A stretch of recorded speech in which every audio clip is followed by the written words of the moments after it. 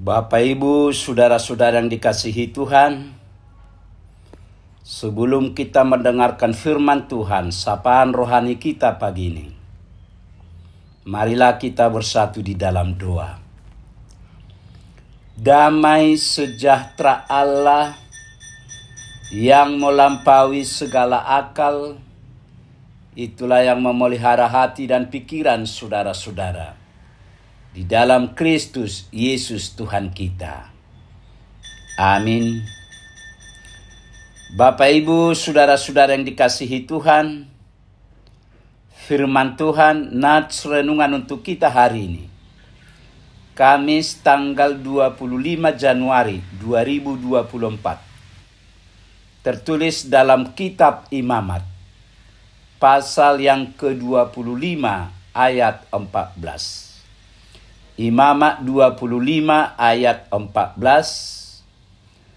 Apabila kamu menjual sesuatu kepada sesamamu atau membeli daripadanya, janganlah kamu merugikan satu sama lain. Demikian firman Tuhan. Jangan merugikan sesama. Jemaat yang dikasihi Tuhan, si kaya menindas si miskin, itu sudah menjadi cerita lama yang masih saja berlaku hingga hari ini. Bahkan mungkin, jika boleh saya katakan, semakin menjadi-jadi sejalan dengan perjalanan hidup manusia. Siapa yang berkuasa akan menindas yang lebih lemah. Sepertinya sudah menjadi hukum alam. Yang kaya menekan sesamanya yang lebih lemah dalam perdagangan. Para majikan memperkerjakan pembantunya melebihi batasan normal, tapi dengan upah yang ditekan serendah mungkin. Mereka harus dimanipulasi, dimanfaatkan, dan diperalat karena tahu mereka butuh uang untuk tetap hidup. Tidak perlu memperhatikan kesejahteraan dan nasib mereka. Diberi uang saja sudah bagus. Perilaku seperti ini terlihat wajar di dunia ini. Perhatikan, kita bisa memberi tips besar ketika sedang bersenang-senang di restoran, di kolam renang, di kafe, dan sebagainya. Tapi kesal ketika memberi sedikit sedekah atau sumbangan kepada pengemis, anak jalanan, atau pengamen. Kepada tukang parkir kita bisa ribut-ribut karena perbedaan beberapa ratus rupiah. Kepada tukang sayur kita tega menawarkan hingga puluhan rupiah sekalipun.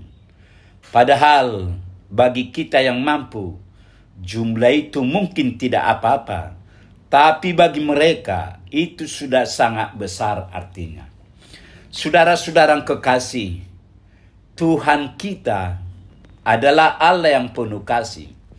Dia sangat memperhatikan umatnya di muka bumi ini. Dia adalah Allah yang selalu memiliki belas kasihan. Sejak dahulu kala di zaman Musa, Tuhan sebenarnya sudah mengingatkan mengenai perintahnya agar kita semua bisa hidup rukun dan tidak merugikan satu sama lain. Tapi memang dasarnya sifat manusia sulit untuk diubah. Perilaku memperdaya yang lebih lemah terus saja berlanjut dari masa ke masa. Betapa sulitnya untuk taat kepada perintah Tuhan yang satu ini. Firman Tuhan turun melalui Musa di Gunung Sinai yang melarang kita mencari untung dengan merugikan orang lain. Tuhan Allah berkata, apabila kamu menjual sesuatu kepada sesamamu atau membeli daripadanya, janganlah kamu merugikan satu sama lain. Imamat 25 ayat 14. Ini pesan penting yang seringkali kita abaikan dalam berbagai aspek kehidupan. Berbagai bentuk penipuan dihalalkan asal bisa menguntungkan diri sendiri. Menjual barang rusak dikatakan bagus. Menipu pembeli dengan berbagai cara dihalalkan. Padahal itu jelas-jelas melanggar perintah Tuhan. Bentuk-bentuk yang merugikan itu sama sekali tidak sejalan dengan kasih yang menjadi inti dasar kekristenan. Saudara-saudara kekasih, prinsip utama dari pesan Imamat 25 ayat 14 ini adalah orang tidak boleh saling merugikan dalam perdagangan. Pesan ini penting karena itu diulang 2 kali di ayat 14 dan 17.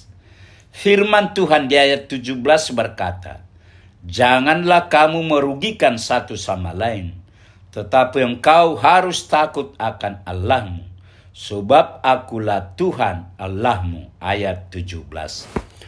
Orang yang takut akan Tuhan dengan sendirinya tidak akan tega merugikan orang lain.